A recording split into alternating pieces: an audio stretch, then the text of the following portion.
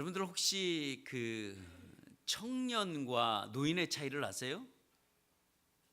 청년과 노인의 차이. 요즘은 청년과 노인과 나이가 상관없습니다. 왜냐하면 요즘은 노인이 청년 같고 또 청년이 노인 같은 경우가 참 많이 있습니다. 예.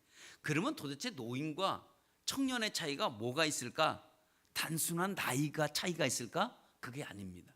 나이로 요즘은 좀 젊었는데 보면 노인 같아요. 예.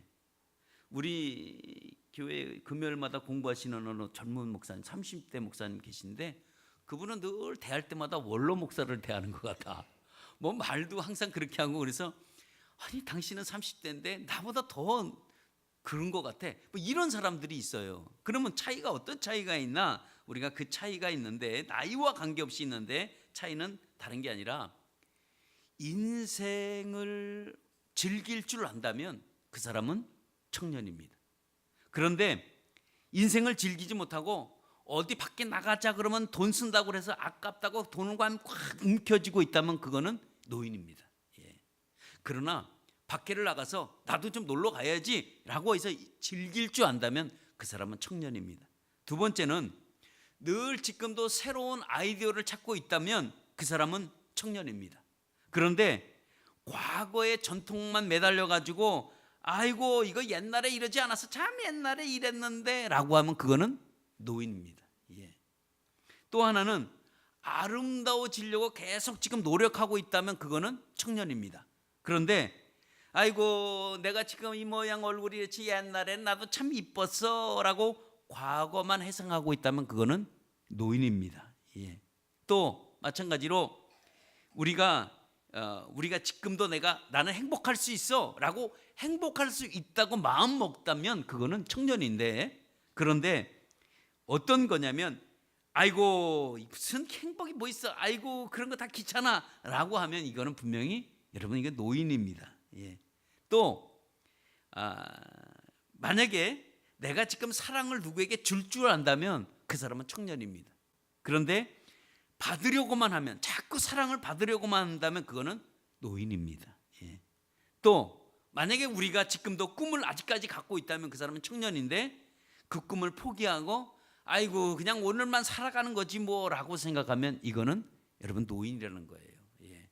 자, 여러분 이걸 보면서 나는 어디에 있는 거예요? 나는 지금 청년입니까? 아니면 노인입니까? 예. 말씀을 안 하시는 거 보니까 다 노인 쪽으로 가 있는 것 같네. 예. 오늘은 우리가 어버이 주일로 우리가 지킵니다. 예. 오늘도 우리가 나를 낳아 주시고 길러 주신 은혜에 오늘도 우리가 감사하면서 오늘 우리가 예배를 드리는데, 우리 부모님들이 올해 한 해는 또 지금 5월이지만 또 이렇게 다시 이렇게 어버이 주일을 맞이할 때까지 우리 어머니들이 건강하게 사시기를 축원합니다. 예. 하루하루 의원들이 지금 뭐 젊은 분들의 부모님들은 좀 아직도 젊겠지만 또 대부분 나이 드신 부모님들이 계시면 먹는다 그러면 얼마나 드시겠어요. 예. 그러니까 가능하면 좀 맛있는 것도 좀 사드리고 또 사시는 동안에 행복하게 사시고 좋은 것 보고 좋은 거 드시며 사시기를 축원합니다. 예. 우리 이제 부모의 마음이라고 있습니다. 부모의 마음. 부모의 마음을 어떻게 알 수 있을까? 예. 한번 이 질문을 하면 공통된 대답은 어떤 대답일까요? 예. 김준일 집사님, 부모의 마음을 어떻게 알 수 있을까? 여기 공통된 답이 있습니다. 어떻게 알 수 있을까? 지 새끼나 보면 알아, 이거예요. 예. 자기가 자녀를 낳아보면 분명 안다고 얘기합니다. 예. 그러면서 이제 우리가 이제 자녀를 또 키우잖아요. 자녀를 키우면서 이제 우리가 자녀에게 쏟아붓는 그 사랑과 뭐 이런 것들이 있잖아요. 이런 걸 쏟아부으면서 생각하고 느끼는 것이 뭐냐면 우리 어머니도 나에게 이렇게 했겠구나, 우리 아버지도 나에게 이렇게 했겠구나, 이런 걸 깨달아지지 않으세요? 여러분 오늘 표정 보니까 하나도 안 깨달아진 표현 같아요. 예. 이게 나만 깨닫고 있는 거예요. 예. 하여튼 아니면 너무 일찍 일어난 그런가? 예. 이제 우리 아들, 나, 어머니 이렇게 이제 셋이서 이제 식사를 이제 밥을 먹으면 이제 특별히 생선 같은 거 굴비가 있습니다. 굴비가 크지가 않잖아요. 그러면 잔가시가 많으니까 그거를 다 발로 있어요. 본인은 안 드시고 계속 발라요. 아유 어머니 드세요. 아이 나는 이 뱃살이 더 좋아. 근데 뱃살이 더 사실 더 좋겠어요. 등살이 더 좋겠지. 근데 살을 다 받아서 그거를 이제 다 이게 주는 거예요. 그걸 먹는데 미안하기도 하지만 이렇게 보니까 아들이 앞에 앉아 있어. 그 순간에 어떤 생각이 드냐면 참 어머니가 그렇게 주는데도 불구하고 어머니가 따르게 눈치를 할 때 그거를 탁 해서 아들에게 탁 줄 때 그게 부모의 마음이에요. 그게 부모의 마음을 여러분들이 아시길 바랍니다. 예. 하여튼 그거 나 혼자 먹는 것보다도 이렇게 주고 싶어하는 게 아마 부모의 마음입니다. 예. 그런 걸 보면서 야, 이게 부모의 마음이 이렇겠구나라고 알 수 있습니다. 근데 진짜 부모의 마음을 잘 표현한 것이 있다면 그것이 뭘까요? 그것이 바로 부모의 마음 표현한 것이 고려장입니다. 예. 우리는 고려장이라고 우리는 사실 저는 얘기만 들었지 경험해 보진 못했잖아요. 그죠? 근데 우리 어르신들은 이걸 경험해 봤다는 거예요. 예. 근데 그 고려장 그것도 사실 어떻게 보면 굉장히 그 아픈 시절이기도 하지만 그게 일제시대에 겪었던 하나의 사건이기도 합니다. 예. 고령된 어머니를 아들이 지게에다 지고 깊은 산중에 들어가잖아요. 깊은 산중에 들어가는데 자꾸 어머니가 뒤에서 생나무 가지를 꺾는 거야. 탁탁탁탁 꺾고. 그러니까 아들이 그 지게를 쥐고하면서 굉장히 신경이 쓰이는 거야. 아니 어머니가 왜 그럴까? 왜 이렇게 가다가 나무를 자꾸 꺾으실까? 너무 궁금한 거예요. 그래서 물어본 거죠. 어머니 왜 자꾸 힘들게 그 나무를 왜 이렇게 꺾으세요? 왜 이렇게 꺾어요? 라고 하니까 어머니가 뭐라 그래요? 아들아 네가 돌아갈 때 길을 잃어버릴까 봐 내가 표시해 놓은 거야 라고 그렇게 얘기합니다. 그러니까 어머니는 산속에 버려둔 것을 알아요. 나를 갖다가 생매장 시킨다는 것도 알아요. 근데 그 자식의 원망하기보다는 돌아갈 때 아들이 잘 돌아가야지 하는 걱정 때문에 나무를 꺾는 거예요. 이게 바로 부모의 사랑이 거기서 우리가 알 수가 있습니다. 이게 어머니의 마음이요, 이게 부모의 마음이요, 이것이 부모에만 있는 게 아니라 사실 다 사랑이라는 건 부모에게도 있고 연인 간에도 다 있겠죠. 그러나 우리가 부부 간의 사랑과 정말 또 부모의 사랑과는 정말 다른 사랑입니다. 저는 이 사랑을 가치가 다르다고 생각합니다. 왜냐하면 부모의 희생 없이는 절대로 그 사랑이 나타나지 않기 때문입니다. 그래서 부모의 사랑보다 그런데 더 큰 사랑이 있습니다. 그 사랑이 뭘까요? 부모보다 더 큰 사랑이 하나 있다면 그거는 다른 사랑이 아니라 바로 하나님의 사랑입니다. 예수님이 희생이 만약에 우리에게 없었다고 한다면 우린 구원받을 자가 아무도 없습니다. 하나님은 사랑인데 어떤 사랑이냐면 하나님은 무조건적 사랑입니다. 이 무조건적 사랑 때문에 우리에게 다가오셔서 우리에게를 구원에 이루게 해주셨습니다. 그래서 사실 예수님이 죽으시고 십자가에 부활하셔서 가장 먼저 간 곳이 있는데 그 장소가 어디냐면 그 장소가 갈릴리입니다. 주님은 부활하셔서 가장 먼저 간 장소가 갈릴리인데 그 갈릴리의 호숫가에서 일어난 사건을 요한복음 21장에는 너무 잘 소개하고 있습니다. 저는 때때로 그 많은 성경 구절도 있지만 저는 요한복음 21장의 그 구절을 보면서 하나님의 마음을 볼 때가 참 많이 있었습니다. 왜냐하면 제가 어떨 때는 참 그 주님의 위로라고 할까?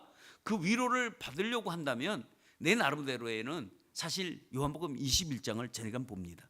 저는 그 장면을 참 감동적으로 제가 잊혀지지 않고 마음속에 늘 간직하고 있는 장이 바로 이 내용인데 그 내용이 뭐냐면 이 갈릴리로 예수님이 가셨을 때 이미 제자들이 갈릴리로 먼저 갔습니다.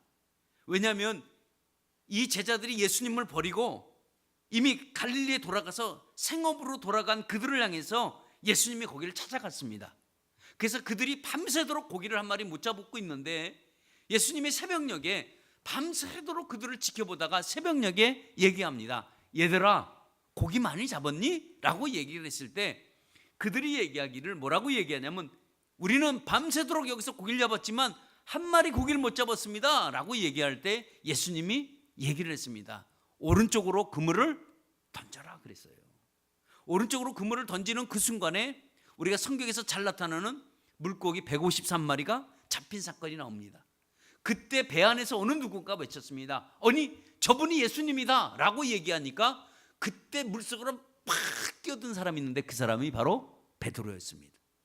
베드로는 물속에 뛰어들어서 헤엄쳐가면서 예수님 앞에 다가섰을 때 그 장면이 고기를 잡고 고기를 안 잡고 이런 장면이 아니라, 저는 보세요, 자기를 다 버리고 간 제자들이었습니다. 근데 버리고 간 제자들을 향해서 주님은 부활하고 나서 그 제자들에게 찾아가서 고기를 잡게 해주고 아침을 숯불을 피워서 야, 우리 아침 같이 먹자, 그런 장면이 나와요. 그게 뭘까요?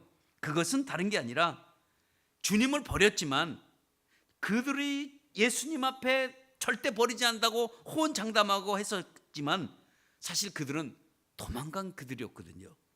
근데 주님이 그들을 향해서 찾아갔다는 것은, 이것은 주님의 사랑의 마음입니다.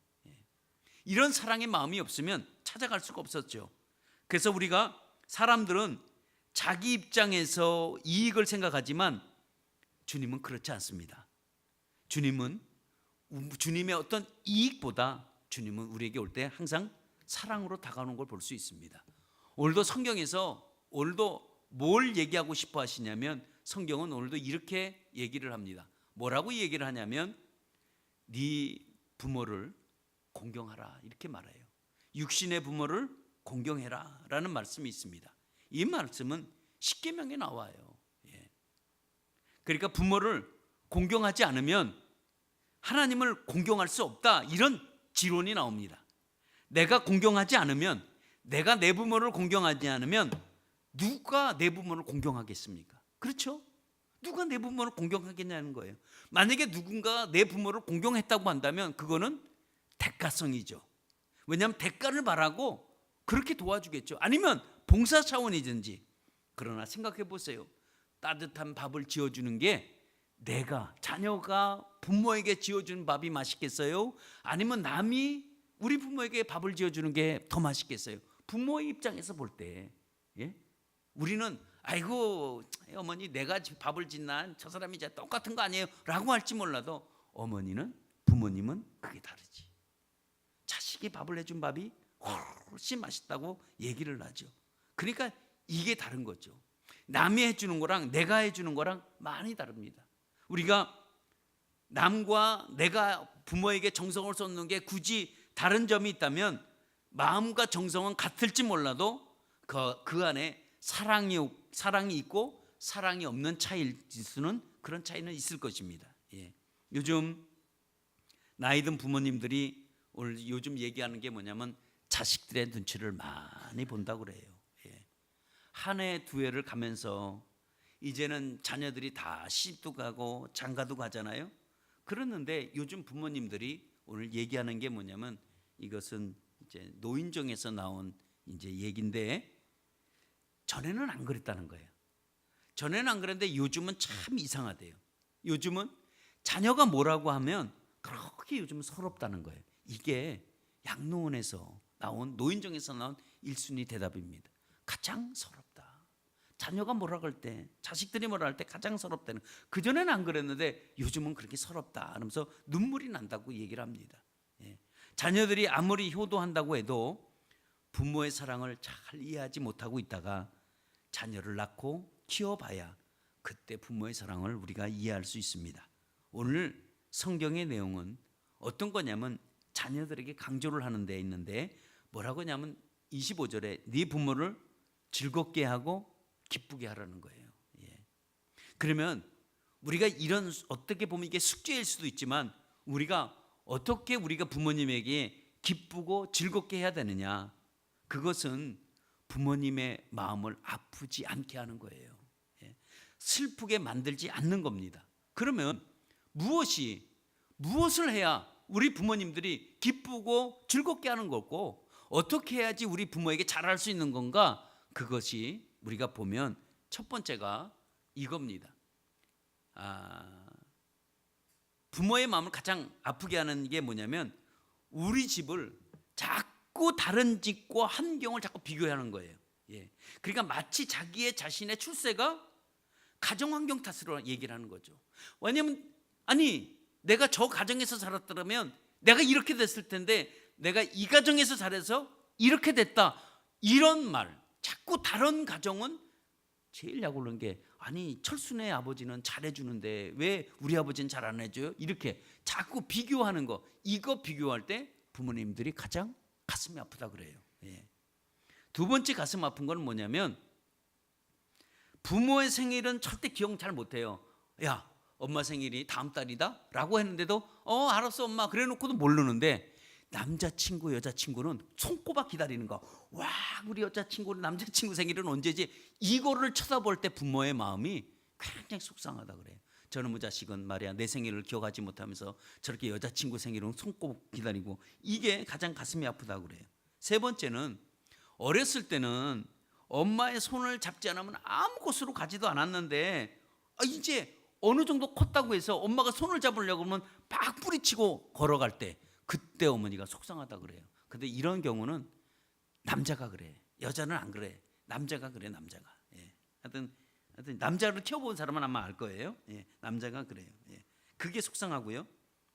또 네 번째는 뭐냐면 때때로 그 자녀들이 밖에 나가서 이제 하다가 밖에 나가서 이제 뭐 답답한 일이라든가 뭐 속상한 일을 당했겠죠.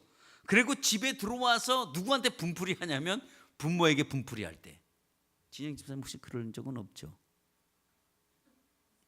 있어요. 예. 이럴 때 속상하다고 합니다.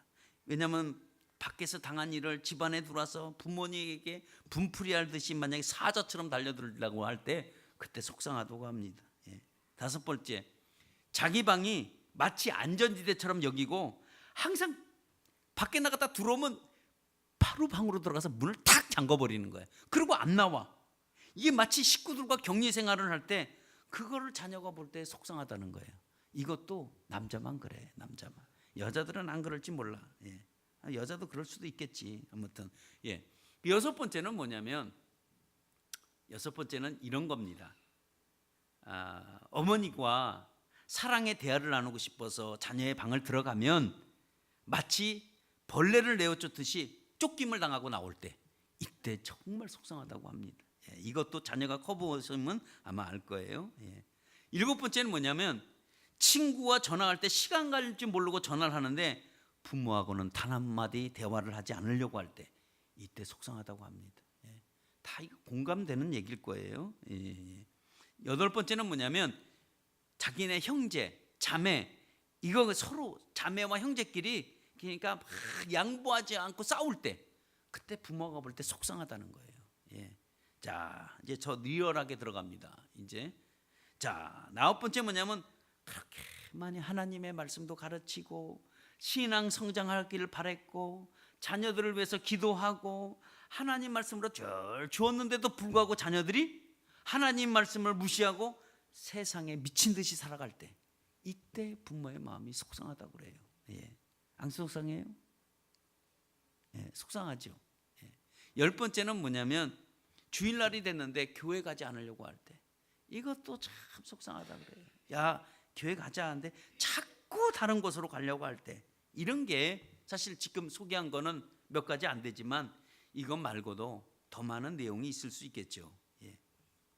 시골에 있는 시골에 사는 시어머니에게 며느리가 핸드폰 하나 선물을 사줬습니다. 예. 그래서 사용 방법을 알려줬습니다. 어머니 핸드폰은 이렇게 걸고 이렇게 겁니다. 문자는 이렇게 하는 거예요. 그럼 문자하는 것도 알려주고 번호 저장은 어떻게 입력하는지 알려줬습니다. 그렇게 다 알려주고 이제 와가지고 며느리가 처음으로 이제 어머니에게 문자를 보냅니다. 어머니 오래오래 사세요라고 문자를 보내고 한다는 것이 문자를 보내고 나니까 어머니 오래오래 사네요라는 걸 문자를 보낸 거예요. 예? 시어머니와 한동안 대화가 끊어졌습니다. 아니 핸드폰 사주지나 말지. 핸드폰 사줘서 첫 번째 문자가 어머니 너무너무 오래 사네요 라고 문자를 보내니까 며느리가 사과를 어떻게 해야 되는지 이게 안 된다는 거예요. 해결이 안 되는 거예요. 예. 여러분 사실 부모님들은 말 하나 잘못해도 굉장히 섭섭해합니다. 그게 트집 한번 잡히면 적어도 1년은 가요. 1년은. 그러니까 우리가 그 말 한마디라도 참 잘해야 돼. 받침 하나 틀린 것이 나이 든 부모에게는 엄청나게 섭섭하게 만듭니다. 예. 그러니까 우리가 생각하는 부모의 즐거움과 기쁨은 우리는 너무 어렵게 여길 때가 많아요. 예. 너무 어렵죠. 그렇게 생각 들죠. 부모를 기쁘게 하고 부모를 즐겁게 한다는 게 너무 어렵죠. 안 어렵나요? 어렵나요? 예, 어렵죠. 예. 왜 어려울까요? 효도를 1년에 한 번 하려니까 어렵지. 당연히 그러니까 어렵죠.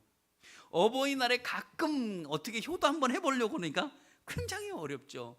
그날 하루 한번 잘해보려니까 얼마나 어려워요. 어쩌다 한번 하니까 어렵죠. 자주 해보세요. 어렵지 않습니다. 어쩌다 한번 해보려니까 그게 힘든 거예요. 내내 가만히 있다가 어버이날 돌아오니까 그때 한번 어떻게 효도해보려고 하는데 그러니까 어렵고 힘들어요.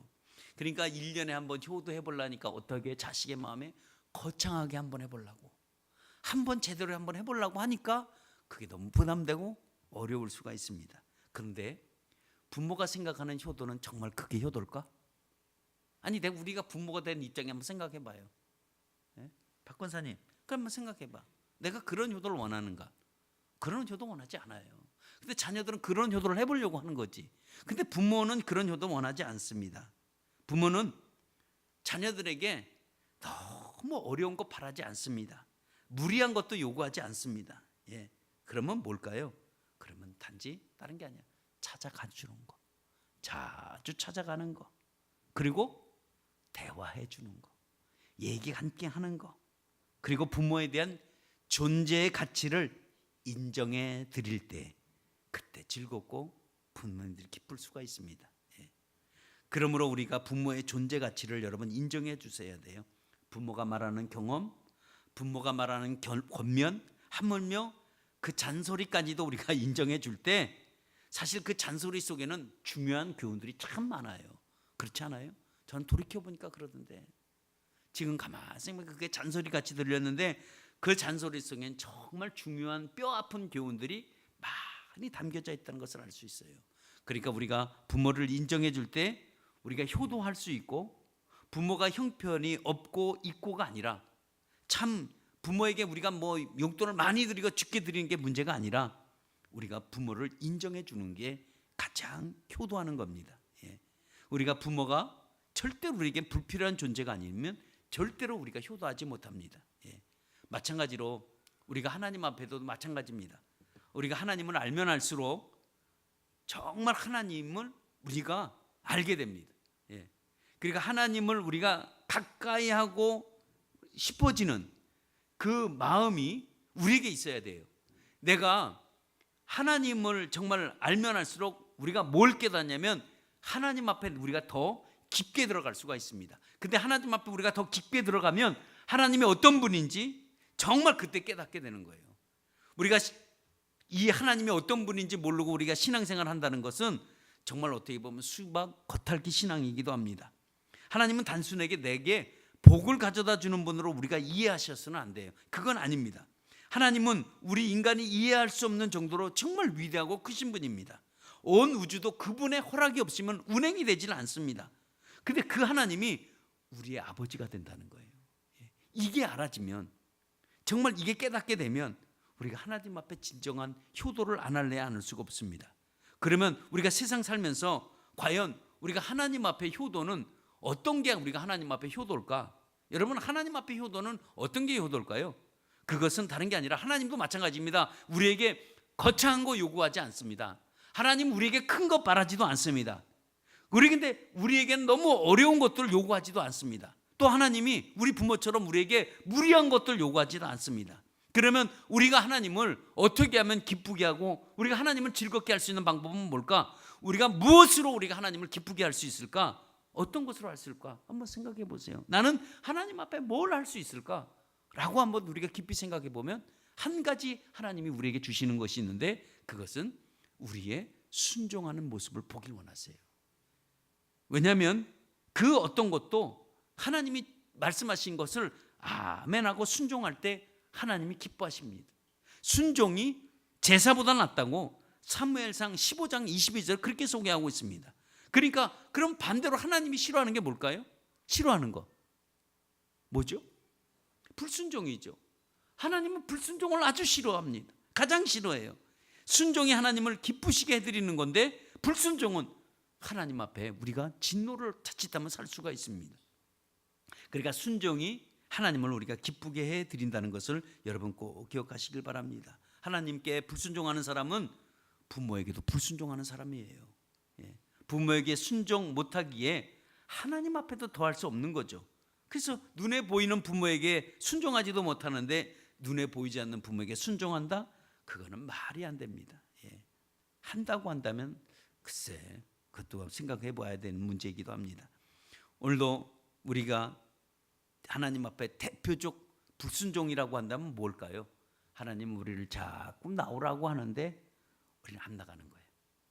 하나님이 자꾸 우리랑 대화하자고 하는데 나는 대화하기 싫어하는 거예요. 하나님이 너랑 나랑 약속하자는데 나는 하나님과 약속하기를 싫어하는 거예요. 이게 하나님 앞에 우리가 효도하지 못하는 거예요. 하나님께 효도하면 여러분 반드시 복을 받습니다. 여러분 우리가 내가 부모에게 효도만 해도 복을 받는데 전능하신 하나님께 우리가 효도하면 반드시 여러분 복을 받습니다. 왜냐하면 그 자체가 복입니다. 여러분 효도가 있는 가정이 복이 됩니다. 그래서 효도는 순종에서부터 시작을 해야 돼요. 어디서부터 시작해야 되냐? 효도는 순종에서부터 시작해야 돼요. 그래서 효도가 순종이요, 효도가 축복이요, 효도가 복이라는 사실입니다. 우리가 부모의 마음을 아프게 하면서도 잘 되는 자녀 별로 없습니다. 하나님 앞에 불순종하고 사는 사람들 여러분 그렇게 복을 받지 못합니다. 성경은 분명히 강조합니다. 내 부모를 즐겁게 해라 라고 얘기합니다. 기쁘시게 해라.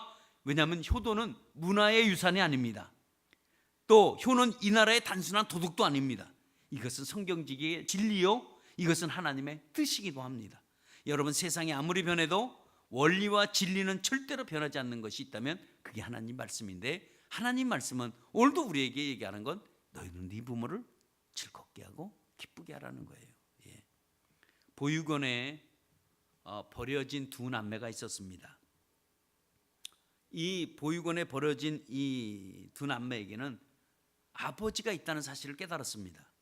근데 이 아버지가 있다는 이 사실을 깨닫고 나니까 그 아버지에게 원망이 되는 거예요.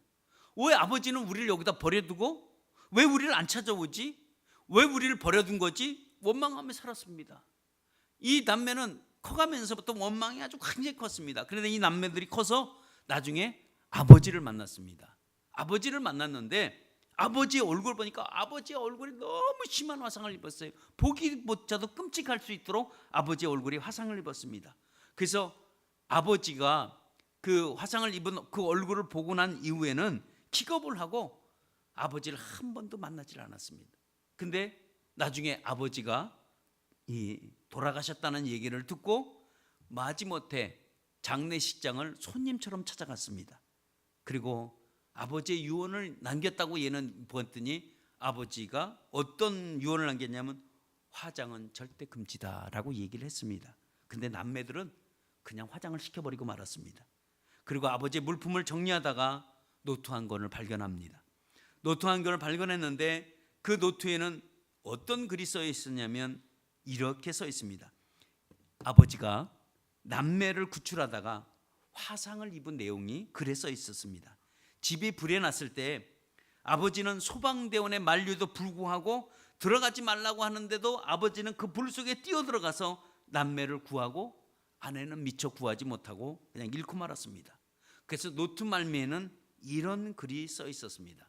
어떤 글이 있었냐면 이런 글이었습니다. 보고 싶구나 내 아이들아, 미안하구나 라고 시작합니다. 내가 너희들을 구하다가 엄마를 미처 구하지 못한 것이 목이 메는구나. 내 한 가지 부탁이 있다. 내가 죽거든 절대 화장하지 말라다오. 나는 불이 너무 싫단다. 날마다 불에 타는 무서운 꿈에 시달려 30년을 넘게 살았구나 라는 그 글을 읽게 됐습니다. 남매는 그 자리에서 주저앉고 땅을 쳤습니다. 이미 아버지는 한 줌의 재가 되었습니다. 여러분, 아버지의 진정한 사랑을 자녀들은 정말 모릅니다. 자기 자녀를 살리기 위해서 인생을 바쳤던 사랑은 바로 하나님의 사랑이요, 아버지가 자녀에 무한정 베풀어진 그리스도의 사랑입니다.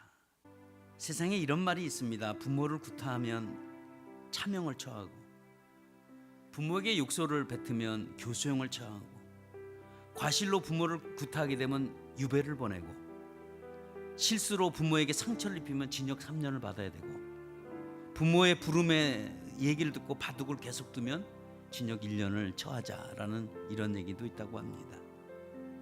자기 아들 독생자 십자가에 죽이시고 우리를 구원하신 그 사랑이 희생적이고 헌신적인 사랑을 아시고, 여러분, 우리 부모에게 효도하고 하나님께 인정받는 저와 여러분 되시기를 예수 이름으로 축원합니다.